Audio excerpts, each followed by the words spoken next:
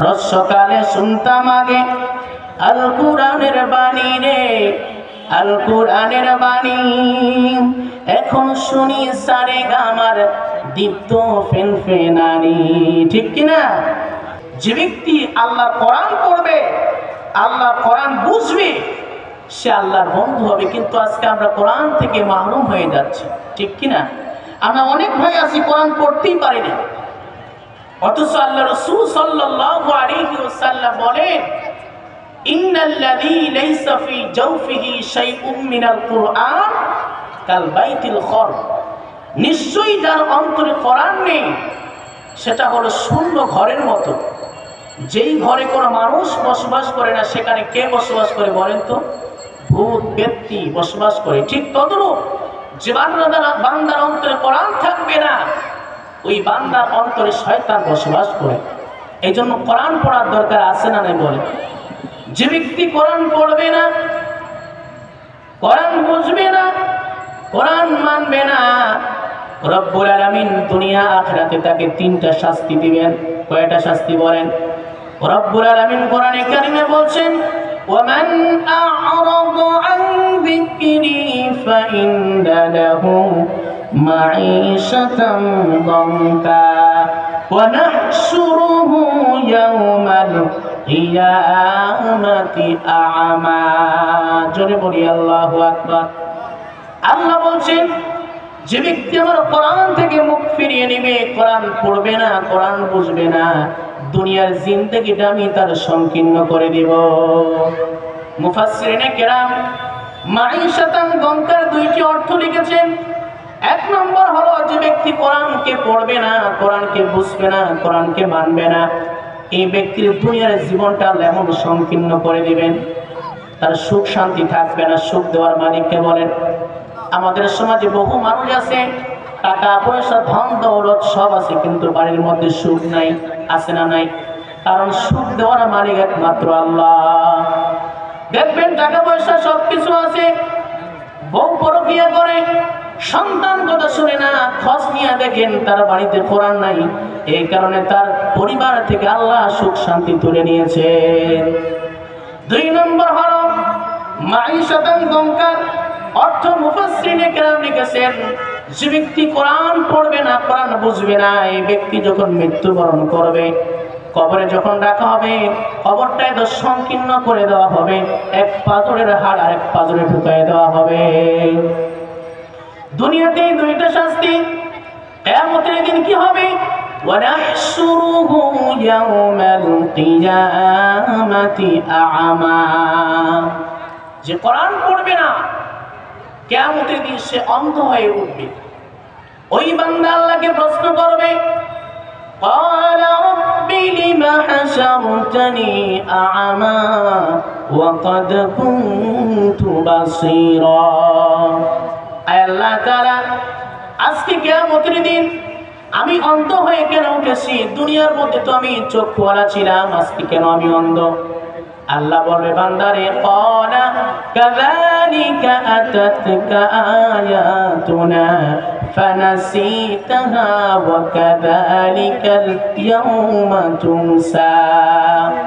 আল্লাহ বলবে, বান্দারে, দুনিয়ার মধ্যে যে কোরআন আমি দিয়েছিলাম, তোমাকে দুইটা চোখ দিয়েছিলাম, এই দুইটা চোখ দিয়ে তুমি আমার কোরআন পড়ো নাই, বোঝো নাই, এই কারণে আজকে কিয়ামতের দিন তোমাকে অন্ধ বানিয়ে উঠেছি। আমার ভাইয়ের জন্য কোরআন পড়ার দরকার আছে না নাই বলেন? কোরআনটাকে পড়তে হবে, জানতে হবে। কোরআন যদি কেউ পড়তে না পারে, পড়লে যেমন সওয়াব, কোরআনটা যদি আবার কেউ শুনলে সওয়াব আছে না নাই বলেন? আবার কেউ কোরআন পড়তেও পারে না, শুনতেও পারে না, কোরআন শরীফ খোলার পরে যদি হরফগুলোর দিকে তাকিয়ে থাকে, যতক্ষণ তাকিয়ে থাকবে আমার আল্লাহ ওই বান্দার আমল নামায় সওয়াব দিতেই থাকবেন। জোরে বলি সুবহানাল্লাহ। যেন কানে শুনি সদা তোমারই কালাম, হে খোদা, চোখে যেন দেখি শুধু কোরআনের আয়াত, শোনো আমার মুনাজাত, শোনো শোনো ইয়া ইলাহি আমার মুনাজাত শোনো, আমার মুনাজাত। আল্লাহ কবুল করুক, বলেন আমিন।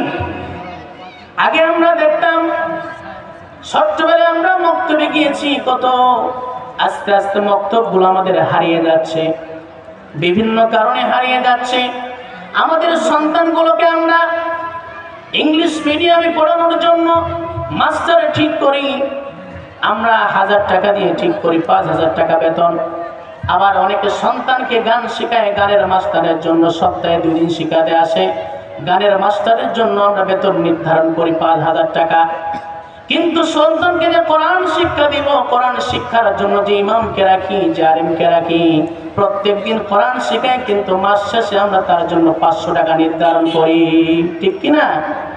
রসকালে শুনতাম আগে আল কুরআনের বাণী রে, আল কুরআনের বাণী, এখন শুনি সারে গামার দীপ্ত ফেনফেনানি, ঠিক কিনা?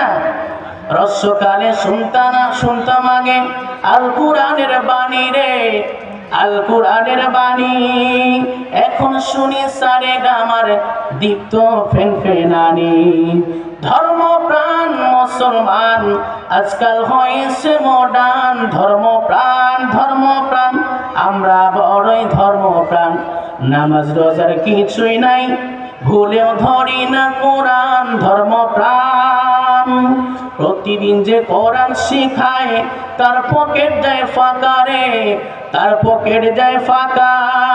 সপ্তাহে 2 দিন গান শিখায় যে, নে তো 1000 টাকা। ধর্মপ্রাণ মুসলমান আজকাল হয়েছে মডার্ন, ধর্মপ্রাণ আমরা বড়ই ধর্মপ্রাণ।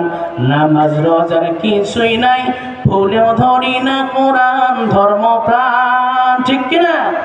এই জন্য কোরআনটাকে পড়ার দরকার আছে না নাই?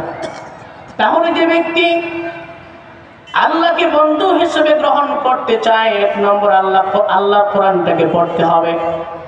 2 নম্বর আল্লাহ বলছেন রসুলের সঙ্গে তোমার বন্ধুত্ব স্থাপন করতে হবে।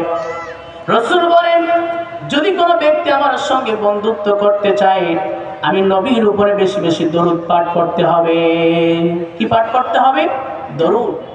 নবী বলেন, মান সাল্লা আলাইকা ওয়াহিদাতান সাল্লাল্লাহু আলাইহি আশরা, যে ব্যক্তি আমি নবীর উপরে একবার দরুদ শরীফ পাঠ করবে, আল্লাহ স্বয়ং ওই ব্যক্তির উপরে 10 বার রহমত নাজিল করেন, সুবহানাল্লাহ।